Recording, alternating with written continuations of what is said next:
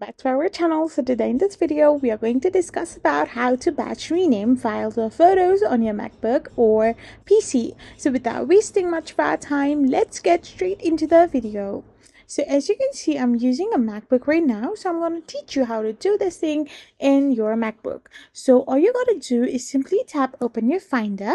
So once you select your Finder, you need to simply scroll down below and just simply select multiple files. So once you have selected multiple files, you can simply tap on the right click button or the control button and tap on rename. So once you type on rename, you can simply tap on add text or replace text, and you can simply type in the names right there. So you can simply add text, replace text, or simply change the format as well, and then configure the remaining by entering your custom text or selecting format options. Now, after you have typed it in, you need to simply click rename to apply changes to all selected files.